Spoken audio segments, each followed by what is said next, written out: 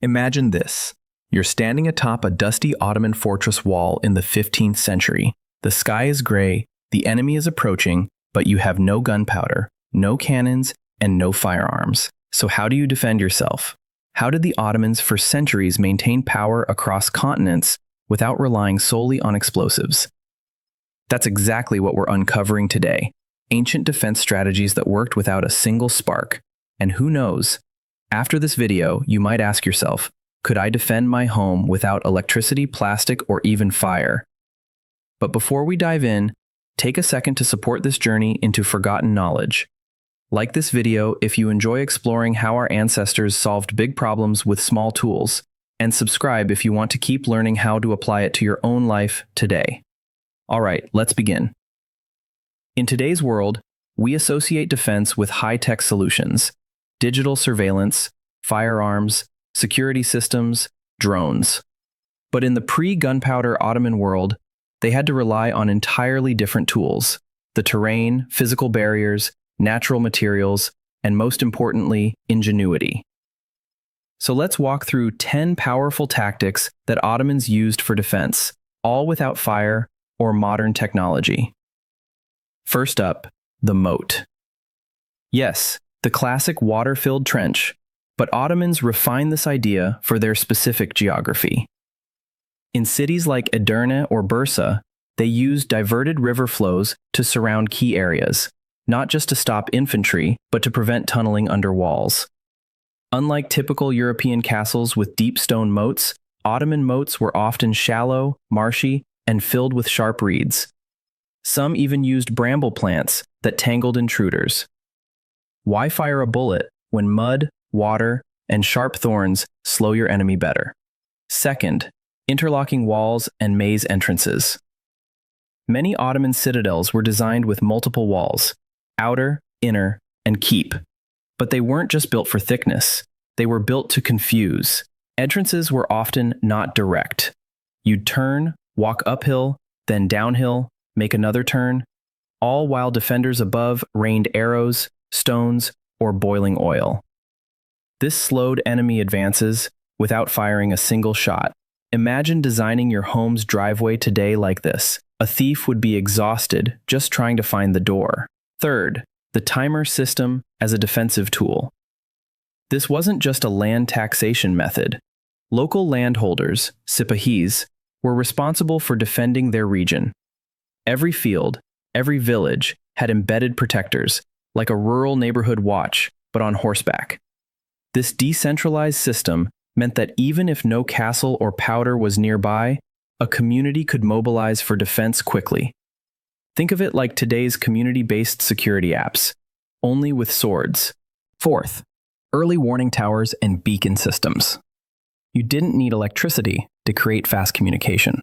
The Ottomans inherited and expanded a network of fire beacons, towers placed miles apart using smoke by day and fire by night to signal incoming threats.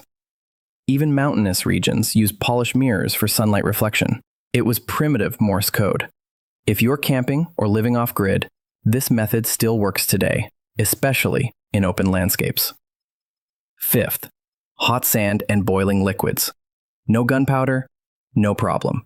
Ottomans used large pots of hot sand, oil, and even vinegar against attackers.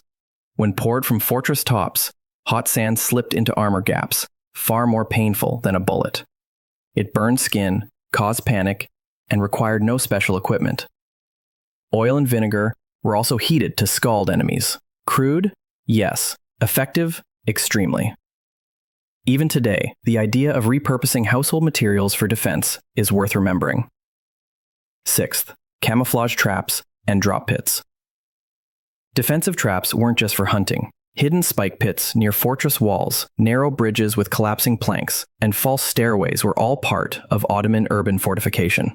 They used the terrain to create hidden dangers that didn't require weapons. Some towns even had trapdoors over wells or storage that doubled as emergency hideouts or ambush points. If you're into DIY security, these are still useful ideas. Seventh, stone throwers and counterweight catapults. Mechanical engineering without any combustion. Ottomans used tension-powered and counterweight catapults to launch stones, fire pots, or even diseased carcasses into enemy lines. These devices were reusable, required no explosives, and could be built with wood, rope, and basic iron parts. Today, building a small-scale version is a great way to learn physics, and it's a powerful reminder of how ancient engineers could move mountains without motors. 8th, archery, reinvented. While most empires used archery, the Ottomans turned it into an art form. Their composite bows could outperform early firearms in both speed and range. These bows were made from horn, wood, and sinew, glued together, cured for months. The skill to shoot while on horseback, accurately, with force, that was their battlefield advantage. No smoke, no flash, just silence and precision. It's a powerful reminder that sometimes the quietest tools are the deadliest.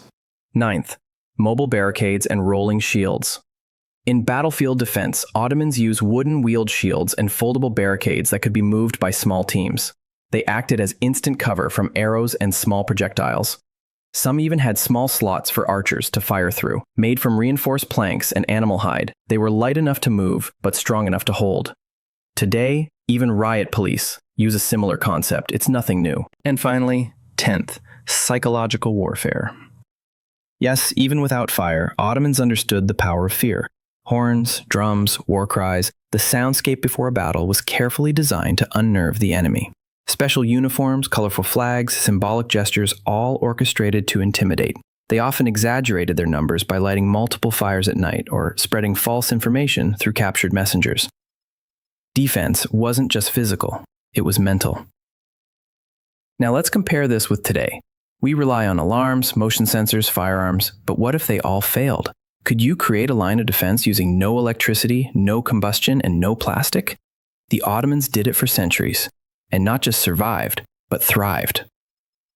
So now I ask you, really, pause and think, which of these techniques speaks to you the most?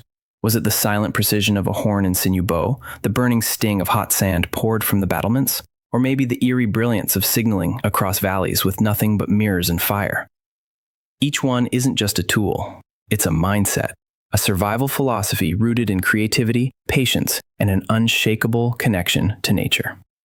The Ottomans weren't superhumans. They were people like you and me, faced with the same basic question: how do I protect what matters without relying on what I don't have? And their answer was always the same: use what you do have better. This video isn't just about ancient warfare or historical trivia. It's about looking at the world around you and realizing that even today, we are surrounded by potential. A pile of rocks? A barrier. A patch of thorny bushes? Natural protection. A mirror and sunlight? Communication. These aren't just past solutions, they're timeless ones. If anything in this video made you think, wait, I could actually try that? Then mission accomplished. Maybe it's time to challenge yourself. Could you set up a mini defense system at your cabin without power?